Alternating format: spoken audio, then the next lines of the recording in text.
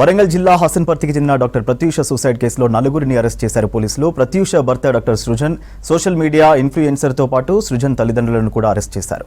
ఒకే వాహనంలో వెళ్తుండగా నలుగురిని అదుపులోకి తీసుకున్నామని చెప్పారు ఏసీపీ ప్రశాంత్ రెడ్డి. ప్రత్యూష, సృజన్లకు కొంతకాలంగా విభేదాలున్నాయని, మరో యువతితో పరిచయం విషయంలో ప్రత్యూష మందలించినా సృజన్ వినలేదని విచారణలో తేలిందన్నారు. సృజన్ తల్లిదండ్రులకు చెప్తే వారు కూడా కొడుకునే సపోర్ట్ చేశారన్నారు. దీంతో ఏం చేయలేక మనస్తాపంతో ప్రత్యూష సూసైడ్ చేసుకుందని నిర్ధారించారు పోలీసులు. వరంగల్ జిల్లా హసన్పర్తికి చెందిన డాక్టర్ ప్రత్యూష సూసైడ్ కేసులో నలుగురిని అరెస్ట్ చేశారు పోలీసులు. ప్రత్యూష భర్త డాక్టర్ సృజన్, సోషల్ మీడియా ఇన్ఫ్లుయెన్సర్తో పాటు సృజన్ తల్లిదండ్రులను కూడా అరెస్ట్ చేశారు. ఒకే వాహనంలో వెళ్తుండగా నలుగురిని అదుపులోకి తీసుకున్నామని చెప్పారు ఏసీపీ ప్రశాంత్ రెడ్డి. ప్రత్యూష, సృజన్లకు కొంతకాలంగా విభేదాలున్నాయని, మరో యువతితో పరిచయం విషయంలో ప్రత్యూష మందలించినా సృజన్ వినలేదని విచారణలో తేలిందన్నారు. సృజన్ తల్లిదండ్రులకు చెప్తే వారు కూడా కొడుకునే సపోర్ట్ చేశారన్నారు. దీంతో ఏం చేయలేక మనస్తాపంతో ప్రత్యూష సూసైడ్ చేసుకుందని నిర్ధారించారు పోలీసులు.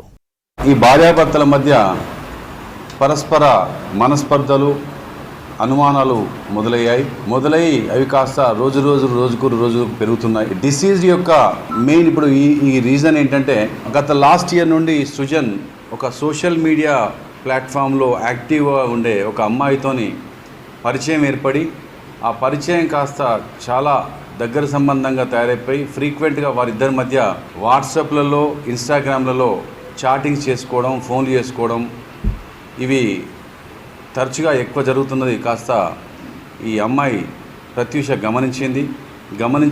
గమనించి డాక్టర్ సృజన్తోని ఆర్గ్యుమెంట్ చేస్తూనే ఉంది.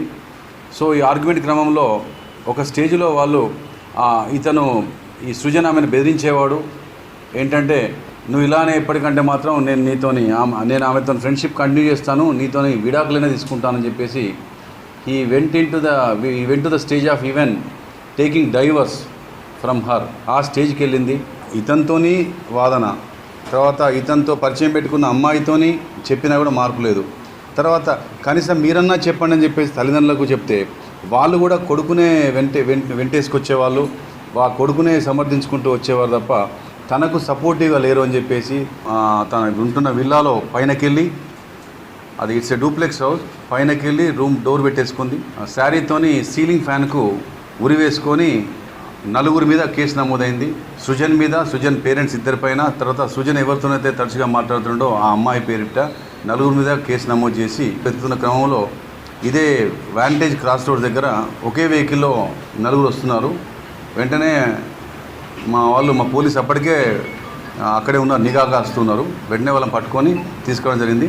వారిని ఇప్పుడు అదుపులో తీసుకొని వారిని మెడికల్ ఎగ్జామినేషన్ కూడా కంప్లీట్ చేయించేసి ఈరోజు వారిని మేజిస్ట్రేట్ ముందు హాజరు